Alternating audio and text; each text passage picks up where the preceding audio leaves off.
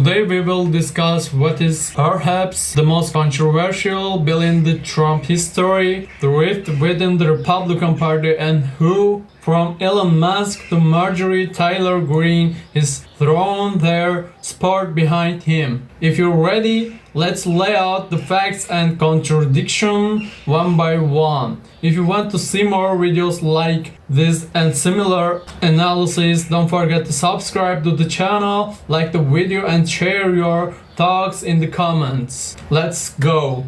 Dismal polling, multiple warnings of an electoral wipeout, and a primary threat from the world's richest man. Well, none of that deterred Senate Republicans from passing Donald Trump's mega bill. In the end, the Senate voted 50-50 to pass the bill. J.D. Vance breaking the tie, 3 Republican senators voting no, and now the bill heads back to the House, where Republicans on both ends of the spectrum have major issues with it. Now, a reminder, the bill guts Medicaid to the tune of $1 trillion, kicks 11.8 million people off their health insurance. Also, the tax cuts can be extended for some of the richest Americans. Not to mention, it turbocharges funding for Trump's mass deportations. It also threatens the fiscal future of this country. The New York Times reporting that the deficits that this bill generates, quote, could begin a seismic shift in the nation's fiscal trajectory and raise the risk of a debt crisis. Those are just some of the reasons both the far-right House Freedom Caucus and moderate blue state Republicans have reservations about the bill, which, by the way, no longer has the Trump branding of the, quote, one big, beautiful bill. Democrats managed to strike that name out during votes this morning. There's also the polling on the legislation. As we reported yesterday, just 29% support the bill in one poll. Even a poll from Donald Trump's favorite network, Fox News, puts approval at 38%. Also puts Republicans between a rock and a hard place, between Donald Trump and Elon Musk. My question to start for you, and you heard Congressman McGovern there, are you confident that Democrats can convince Americans that the impacts of this bill are Republicans' fault? That is a messaging challenge. Well, look, it's a total party line vote, except that they can't even hang on to all the Republicans. So you've got Senator Tom Tillis from North Carolina, who's essentially surrendering his political career because he can't go along with throwing hundreds of thousands of people in his state off of their health care plan. I mean, you've got Lisa Murkowski, who basically said the only way I'll vote for it is if you cut Alaska out and they deal her a special exemption from the effects of the bill. So it is a horrific bill that is targeted at taking health care away from 16 or 17 million Americans, 14 million in Medicaid and millions more in the Affordable Care Act and in Medicare in different ways. And millions of people will be thrown off of the SNAP program and nutrition. So there's nothing to recommend this bill. I can't understand why anybody would vote for it. We're taking a Medicaid away from American citizens and maybe still paying for illegal aliens. Is the House going to rubber stamp this? Is it going to be like a 24-hour turnaround, ma'am? I cannot imagine. No, I can't imagine they have the vote. There's no way that Johnson has the votes in the House for this. We're supposed to be back Wednesday morning to start voting at 9 a.m. I think that is not realistic. I just don't see how that's possible. So this is, I think it's far from over. It is really a dire situation. We're on a time clock that's been really set on us, so we have a lot of pressure. And then also given the fact that there's 435 members of Congress, and it's hard for us to get to an agreement on anything. So this whole thing is, I don't know what to call it. It's a show. And I'm sorry for saying that. I know we're not supposed to say that on the air, but that's truly. And all I would say is that the founders and the 56 signers of the Declaration of Independence would be astounded that we're sitting here talking about something that we hadn't read fully. We hadn't got a copy of it. Now, Mr. McGovern, I do agree with you on that, the fact that we should have it in hand. I think the founders and the 56 signers of the Declaration of Independence would be astounded that we're adding debt to our children and grandchildren who are defenseless. Debt is a curse. And Jody, you were right. We got to reverse the curse. And what the Senate did is unconscionable. What they did to our bill was unconscionable. And that's why, I will be, unlike my Democrat colleagues, they will not support anything their new leader in New York, Mandani. So I'm against this because of what the Senate did. I'll vote against it here, and I'll vote against it on the floor until we get it right. I am shaking with fury over what just happened. That's the most monstrous piece of legislation I've ever voted on in my time in Congress. What do those Republican senators go back and tell their constituents that they did? In the final speech, the only thing they mentioned was the money for the border. But what more can they do? They've already militarized the border. They've already created an immigration police state. They didn't mention anything about the fact this bill kicks 17 million people off of their health care. There are going to be thousands of people who die in this country because they lose their access to health care. There'll be tens of thousands of other lives that are needlessly destroyed. This is the biggest cut in child nutrition in the history of the country, I think. There are going to be moms and dads who literally watch their children go hungry. And why? Because they wanted to pad the pockets of Donald Trump's Mar-a-Lago friends.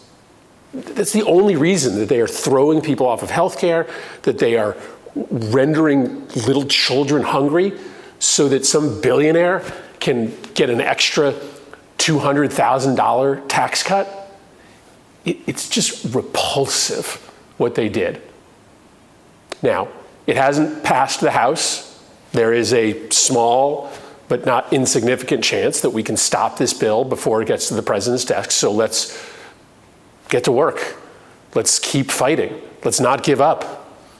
Even if it does pass the House, then we have to tell the world what they did. We have to make sure that every single senator, every single congressman who voted for this from a swing state or a swing district never sets foot in this building again. This is a moral abomination, what they just did. And for what? For what? Just to make the lives of the rich and famous a little bit easier? So we'll do our work. I'm not giving up. I'm going to do everything I can to stop this bill from passing the House of Representatives. And it has real issues as it heads to the House of Representatives.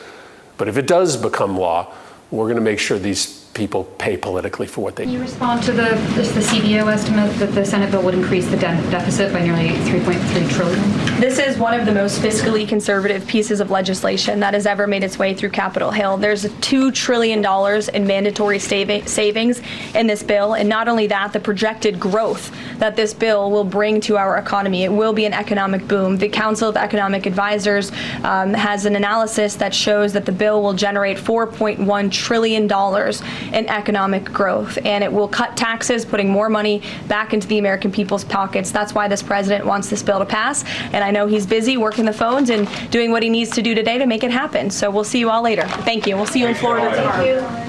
This guy really manages to alienate even his own voters, even Marjorie Taylor Greene. Yes, that Marjorie, the one who talks about space lasers, has come out and said, no way, this is too much. Think about it. Even Marjorie is saying, I'm out, because what's in this bill? 11 million people are being kicked off health insurance. They are even targeting children's meals. Why? Because Trump's golf buddies at Mar-a-Lago want a little more tax cuts. So take from the people and give to the rich. Is this something new in history? No, didn't Reagan do it? Didn't Bush try it? Trump tried it the first time. Now he's bringing the turbo version. But the funny thing is, they are even trying to sell this disgusting thing as one big, beautiful bill. And now that fancy name is gone too. Why? Because they can't even cover up the disgustingness with makeup anymore. Look, even Elon Musk is saying, I'll take down anyone who supports this guy. Think about it. The guy is so megalomaniacal. He's sending rockets to Mars to establish a colony. Yet he says, I'm sick of Trump. I'm not here to defend Elon. That's a whole other story, but when it doesn't suit him, he suddenly becomes a fiscal conservative. I laugh at that. Deficit, debt. Come on, Elon, your problem isn't the deficit, your problem is not getting tax breaks. This law has a 5-year ban on AI regulation. Who benefits? Elon and his ilk again. They say this law is for the people, yet real. The people you are talking about won't be able to see a doctor in a month because of this law. Are you still thinking voting for Trump? I'm really asking. Write your comments. Let's see who's shouting mega. And the tragicomic part, these lawmakers come out and say we didn't even read this bill. What are you voting on? Is this a Quran class? Just copy and paste from somewhere. At least don't pass it without reading it, man. They also talk about the founding fathers. I think Jefferson would rise from his grave and say, gentlemen, we didn't sign for this. Can you play with the health of millions of people just to satisfy a handful of rich people? But they're doing it. No, it's up to me. It's up to you. It's up to all of us.